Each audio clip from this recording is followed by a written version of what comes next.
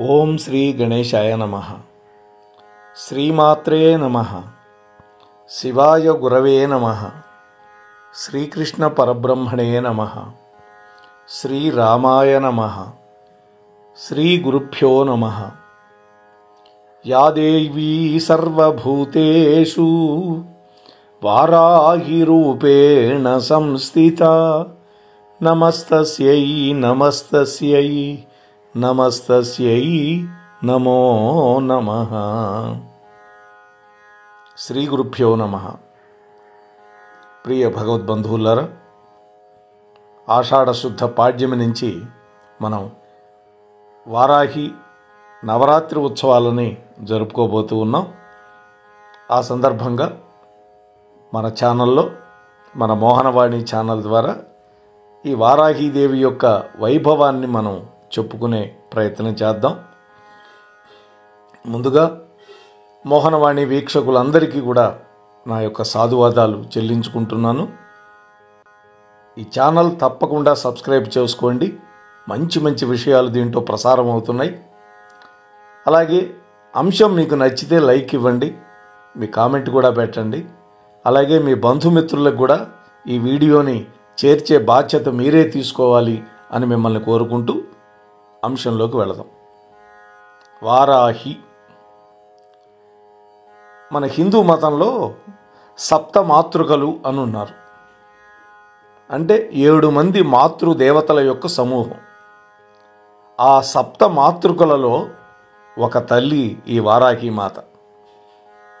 ఈ తల్లి ఒక ఆడపిల్ల తలకాయ కలిగి ఉంటుంది. నేపాల్లో అయితే ఆమెని బరాహి అని పిలుస్తారు. రాజస్థాన్, గుజరాత్ రాష్ట్రాల్లో అయితే ఈ తల్లిని దండినీ దేవిగా పూజిస్తారు. ఇకపోతే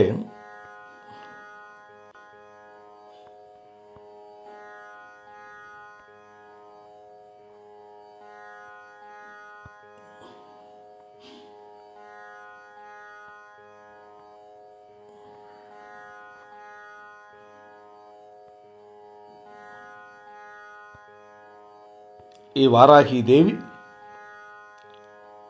వైభవాన్ని మనం ఎంత చెప్పుకున్నా కూడా తక్కువే అవుతుంది. ఎందుకంటే ఆ తల్లి యొక్క వైభవం అంత గొప్పది కాబట్టి. ఈ వారాహి దేవత శక్తి ఆధారితమైనటువంటి దేవత. అంటే శాక్తేయులు ఎక్కువ మంది పూజిస్తారు ఈ తల్లిని. సాధారణంగా రాత్రి వేళ పూజిస్తారు ఈ తల్లిని. రహస్య వామ మార్గ తాంత్రిక పద్ధతులను కూడా కొంతమంది ఉపయోగించి పూజిస్తారు.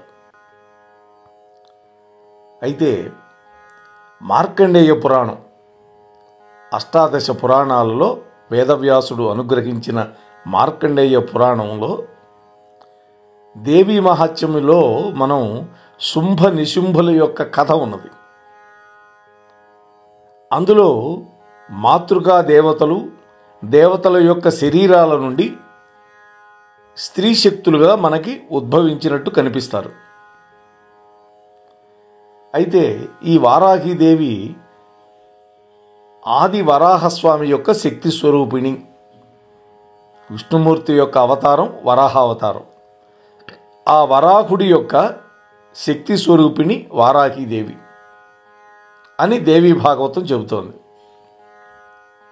అయితే ఈ తల్లికి ముఖం వరాహ ఆకారంలో ఉంటుంది. అలాగే చేతిలో చక్రం ఉంటుంది. అలాగే కత్తితో కూడా పోరాటం చేస్తుంది.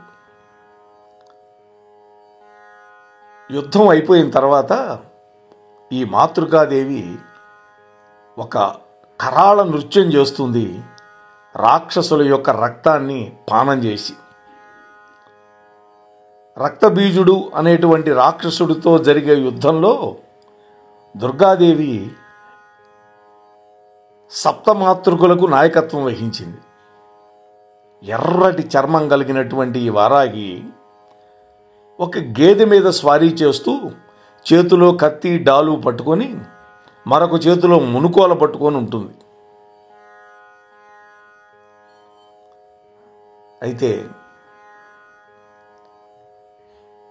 దుర్గాదేవి తనలో నుండి ఈ మాతృకా దేవతలను సృష్టించుకుంటుంది.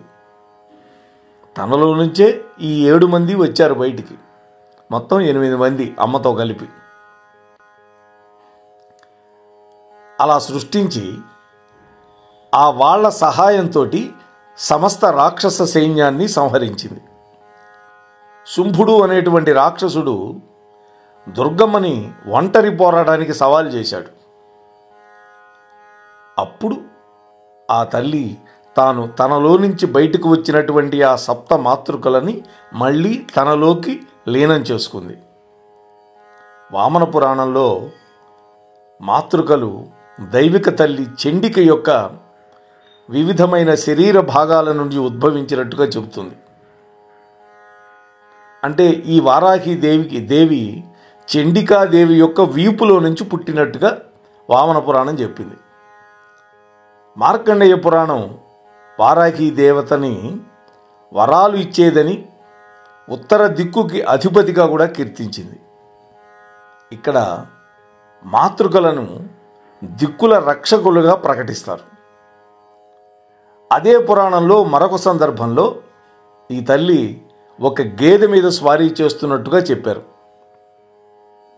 అట్లాగే దేవి భాగవత పురాణం అయితే వారాహిని ఇతర మాతృకలతో పాటు అంబికాదేవి సృష్టించింది అని చెబుతుంది. జగన్మాత అవసరమైనప్పుడు మాతృకలు రాక్షసులతో పోరాడతారని దేవతలందరికీ కూడా ఈ జగన్మాత వాగ్దానం చేసింది. రక్తబీజుడి యొక్క వృత్తాంతంలో వారాహిదేవి పంది రూపాన్ని ధరించి ఒక శవం మీద కూర్చొని తన దంతాలతోటి రాక్షసులతో పోరాడుతున్నట్టుగా వర్ణించింది దేవి భాగవతం. ఇక వరాహ పురాణంలో చూస్తే రక్తబీజుడి యొక్క కథ మళ్ళీ చెప్పారు అక్కడ. ఈ రక్తబీజుడి లక్షణం ఏంటంటే వాడి శరీరం నుంచి ఎన్ని రక్తబొట్లు పడతాయో అంతమంది రక్తబీజులు మళ్ళీ వస్తూ ఉంటారు. కానీ ఇక్కడ ప్రతి ఒక్క మాతృక మరొక మాతృక శరీరం నుండి వచ్చినట్టుగా కనిపిస్తుంది. శేషనాగు విష్ణువు యొక్క తల్పం, ఆ తల్పం మీద కూర్చొని కనిపిస్తుంది ఈ యొక్క వారాహిదేవి. అదే పురాణంలో వారాహిదేవి అనసూయ అనేటువంటి అసూయ అనేటువంటి ఒక దుర్గుణాన్ని సూచిస్తుందని కూడా చెబుతారు. అనసూయ కాదు, అసూయ. మత్స్యపురాణం వారాహిదేవి యొక్క మూలం గురించి వేరే కథ కూడా చెప్పింది. రక్తబీజుడిలాగా తన చుక్కల రక్తం నుండి పునరుత్పత్తి చేయగలిగినటువంటి సామర్థ్యం కలిగినటువంటి అంధకాసురుణ్ణి చంపడానికి శంకరుడు వారాహిదేవిని ఇతర మాతృకలతో కలిసి సృష్టించాడు అని చెప్పారు మత్స్యపురాణం. అయితే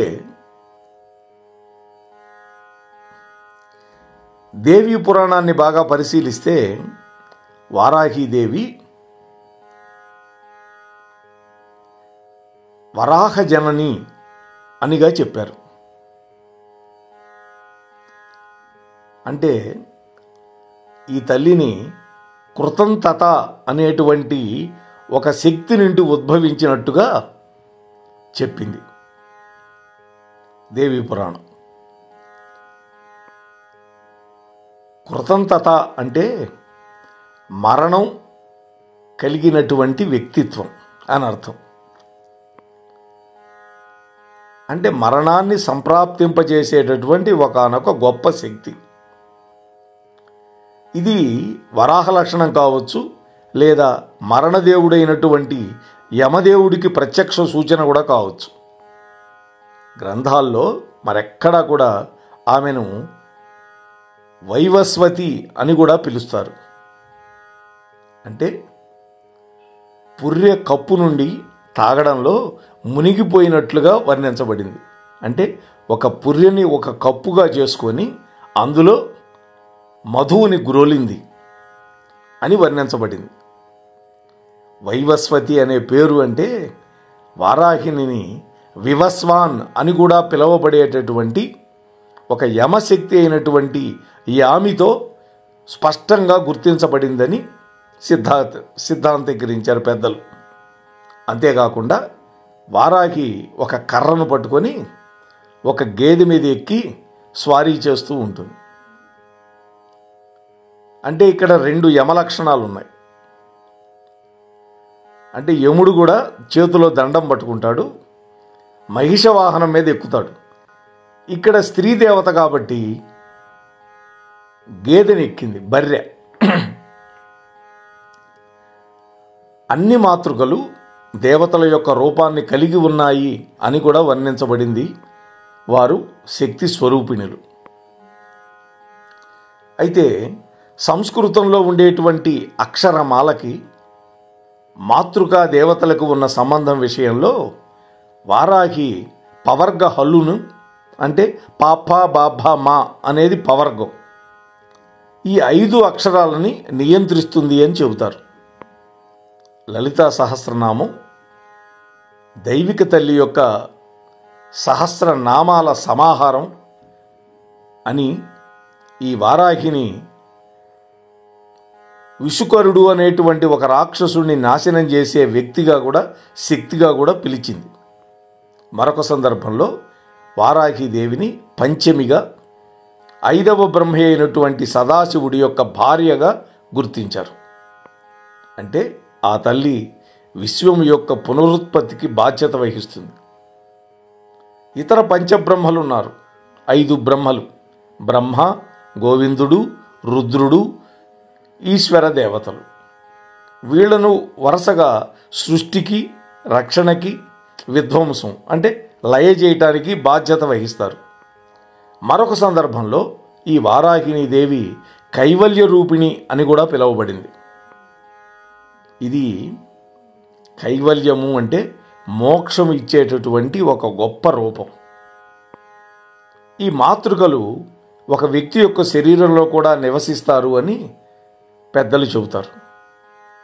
వారాహి ఒక వ్యక్తి యొక్క నాభి కమలంలో నివసిస్తుంది అని కూడా చెప్పారు. అంతేకాకుండా మణిపూరక చక్రం, స్వాధిష్టాన చక్రం, మూలాధార చక్రం, ఈ 3 చక్రాలను కూడా నియంత్రిస్తుంది అని వర్ణించారు. 6 చక్రాలు ఉంటాయి మానవ దేహంలో. అందులో మణిపుర చక్రం, స్వాధిష్టాన చక్రం, మూలాధార చక్రం, ఈ 3ంటిని కూడా నియంత్రిస్తుందని. ఇక వారాహి విగ్రహం మత్స్యపురాణం, ఆగమశాస్త్రాల్లో కూడా ఎలా ఉంటుందో వివరించారు. వారాహీదేవికి 5 రూపాలు ఉన్నాయని తాంత్రిక గ్రంథం వారాహి తంత్రం అనే దాంట్లో చెప్పారు.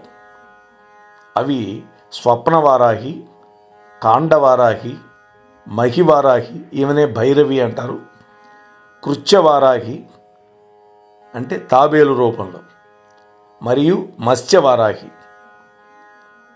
ఈ మాతృకలు దేవతల శక్తిగా, ఆ దేవతలని రూపం, ఆభరణాలు అన్నీ కూడా ఒక కొండని పోలి ఉంటాయి అని కూడా వర్ణించారు.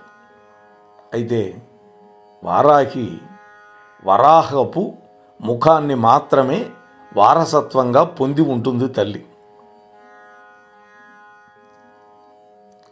ఈ వారాహిదేవిని సాధారణంగా తుఫాను వచ్చే సమయంలో ఉండే మేఘంతో పోల్చదగినటువంటి నల్లటి రంగుతో మానవ శరీరం మీద తన విలక్షణమైనటువంటి వికటమైనటువంటి ముఖంతో చిత్రీకరించారు.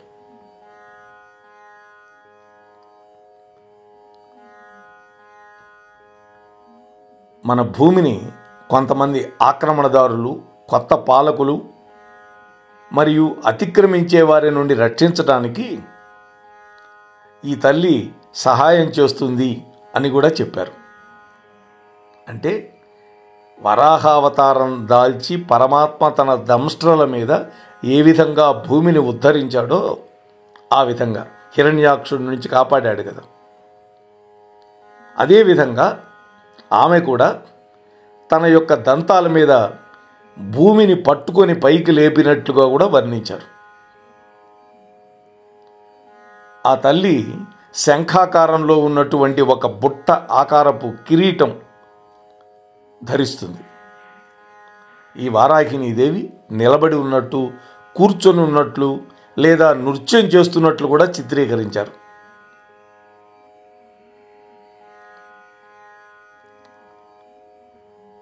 ఒక నమ్మకం ప్రకారం వారాహిని సమస్త విశ్వాన్ని తన గర్భంలో ఉంచినటువంటి విష్ణుదేవుడి యొక్క యోగ నిద్రతోటి గుర్తించినందున ఆమెను కుండబొడ్డుగా చూపించాలట. అంటే సమస్త విశ్వాన్ని తన పొట్టలో పెట్టుకుంది కాబట్టి. మరొక సిద్ధాంతం ప్రకారం కుండబొడ్డు అంటే తల్లి యొక్క కోణాన్ని ప్రతిబింబిస్తుంది.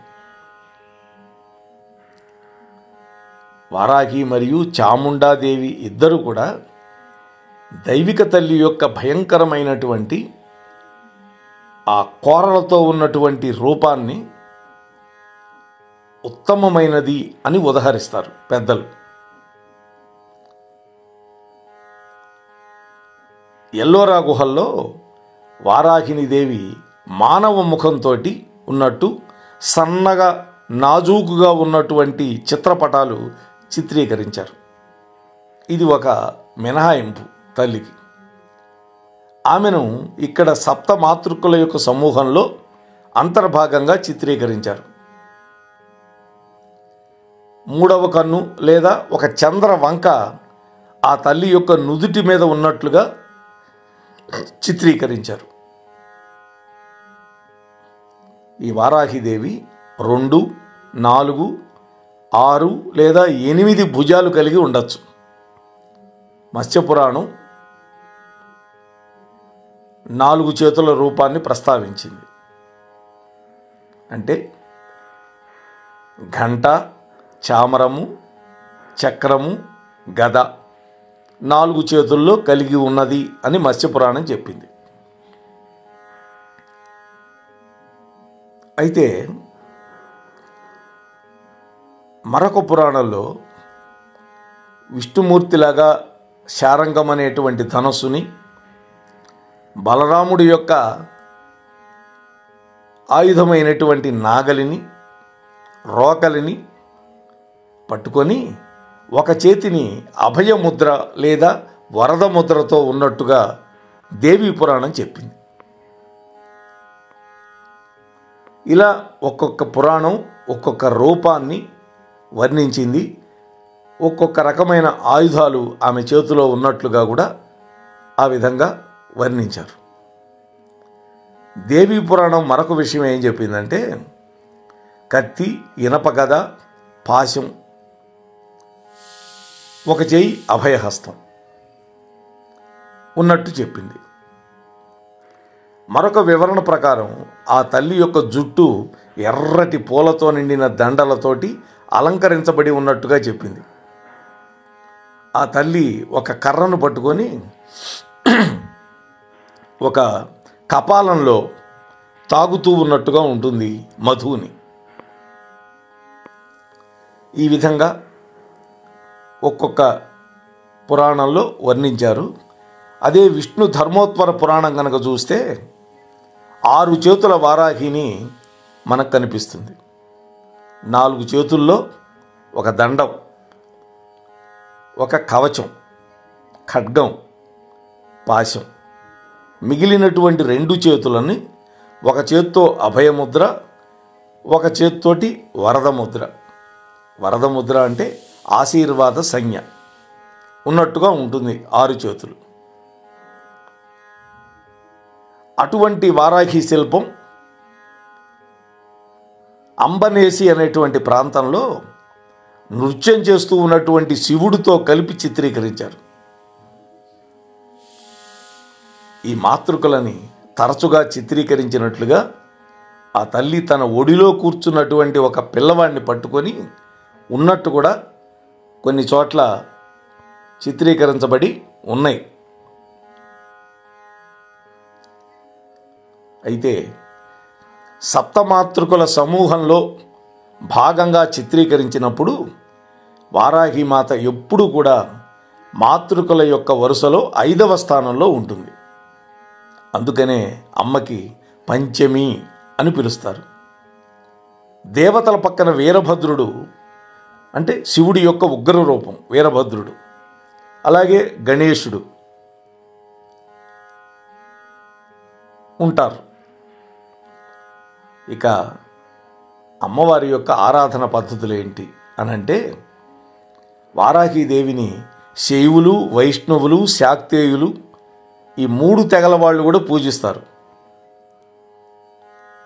అంటే వారాహీదేవిని సప్తమాతృకా సమూహంలో అంతర్భాగంగా పూజిస్తారు.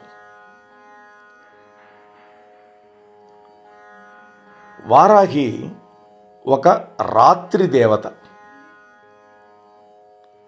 అంటే రాత్రిపూట పూజలు అందుకునేటటువంటి దేవత. కొన్నిసార్లు ధ్రుమవారాహి అంటారు. అంటే చీకటి వారాహి అని, ధూమావతి అని, చీకటి దేవత అని కూడా పిలుస్తారు. తంత్రశాస్త్రం ప్రకారం వారాహీదేవిని సూర్యాస్తమయం తర్వాత మరియు సూర్యోదయానికి ముందర పూజించాలి. పరశురామ కల్పసూత్రం పూజా సమయంలో రాత్రి మధ్య అని స్పష్టంగా చెప్పింది. అమ్మవారి పూజ ఎప్పుడు చేయాలంటే అర్ధరాత్రి పూట చేయాలని పరశురామ కల్పసూత్రం చెప్తోంది. అలాగే శాక్తేయులైతే రహస్య వామమార్గ తాంత్రిక పద్ధతుల ద్వారా ఈ వారాహి మాతను పూజిస్తారు. ఇవి ముఖ్యంగా పంచమకర ఆరాధనతో సంబంధం కలిగి ఉంటుంది.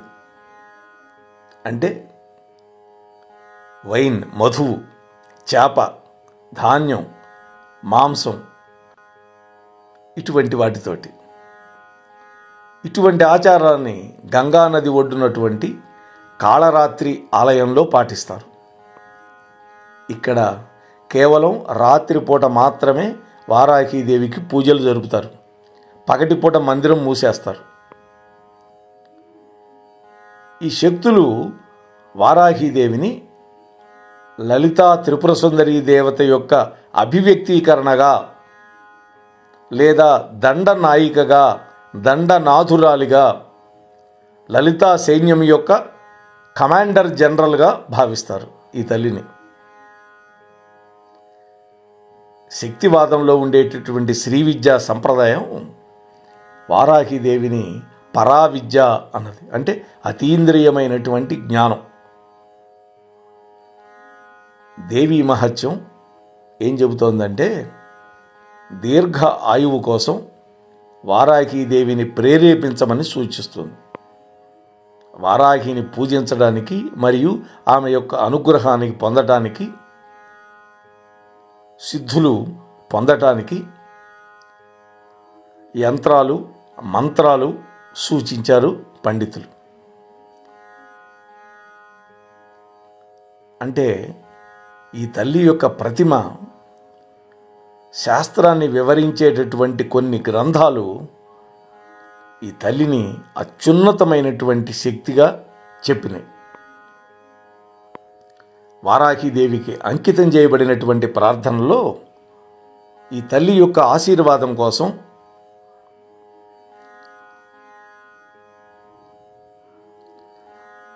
అనుగ్రహ అష్టకం అనేటువంటిది పఠిస్తారు. అనుగ్రహాష్టకం. అలాగే శత్రువుల యొక్క వినాశనానికి వారాహి యొక్క నిగ్రహాష్టకం పఠిస్తారు. ఈ రెండు కూడా తమిళ భాషలో కూర్చారు. అయితే ఆలయాలు ఎక్కడెక్కడ ఉన్నాయి ఈ వారాహీదేవికి? ఒరిస్సా రాష్ట్రంలో కోణార్కు నుంచి 14 కిలోమీటర్ల దూరంలో ఉన్నటువంటి చౌరాసి అనేటువంటి ప్రాంతంలో 9వ శతాబ్దానికి చెందినటువంటి వారాహీదేవి ఆలయం ఉంది. ఇక్కడ వారాహీదేవిని మత్స్యవారాహిదేవిగా ప్రతిష్ఠించారు. అంతేకాకుండా తాంత్రిక ఆచారాల ప్రకారం ఇక్కడ పూజ చేస్తారు. అదే వారణాసి క్షేత్రంలో వారాహిని పాతాళ భైరవిగా పూజిస్తారు. ఈ వారాహిదేవిని రంధ్రంలో నుంచి చూపిస్తారు మనకి కాశీ వెళితే. చెన్నైలో మైలాపూర్లో ఒక వారాహిదేవి ఆలయం ఉంది. అలాగే వేదాంతంగల్ అనేటువంటి గ్రామానికి పట్టణానికి సమీపంలో ఒక పెద్ద వారాహి దేవాలయం నిర్మిస్తున్నారు. ఆషాఢ నవరాత్రి అంటే మన తెలుగు వాళ్ళ ప్రకారం ఆషాఢ మాసంలో తంజావూరులోని బృహదీశ్వర ఆలయం, అందులో వారాహి మందిరంలో వారాహీదేవి యొక్క గౌరవార్థం 9 రోజుల పండుగగా జరుపుతారు. అంటే ఆషాఢ శుక్ల పాడ్యమి నుంచి నవమి తిథి వరకు జరుపుతారు 9 రోజులు. ఈ 9 రోజుల పండగల సమయంలో ఈ దేవతను ప్రతిరోజు అనేక రకాల అలంకరణలతోటి ఆరాధిస్తారు. పౌర్ణమి రోజును కూడా పవిత్రంగా భావిస్తారు ఇక్కడ వాళ్ళు. అలాగే 8 రకాల వారాహి అవతారాలతో కూడినటువంటి అష్టవారాహి ఆలయం విల్లుపురం సమీపంలో సాలమేడు అనేటువంటి ఊళ్ళో ఉన్నది. అలాగే కేరళలో తిరువనంతపురంలో శ్రీ పంచమీదేవి ఆలయం ఉంది. అక్కడ దుర్గా మరియు వారాహి దేవతలకి అంకితం చేయబడినటువంటి ఒక ప్రసిద్ధ ఆలయం ఉంది. కేరళ రాష్ట్రంలో వారాహి దేవత కోసం మరొక ఆలయం త్రిశూర్లో అంతికాడు అనేటువంటి ప్రాంతంలో ఉన్నది.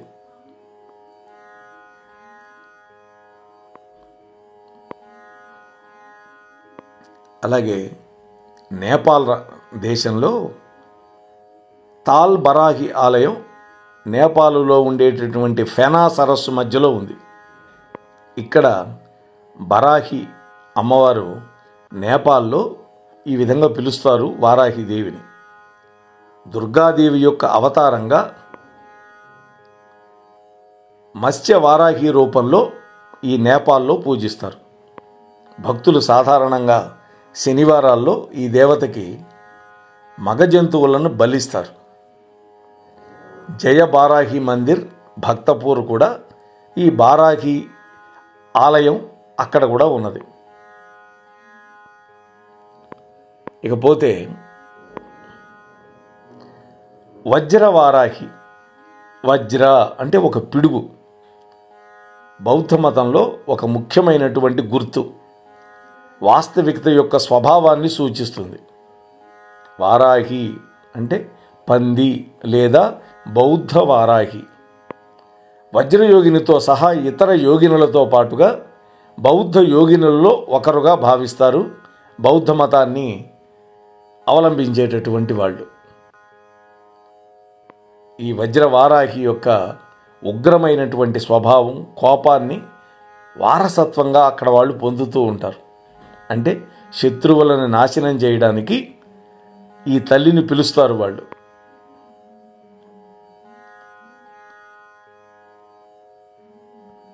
ఇంకపోతే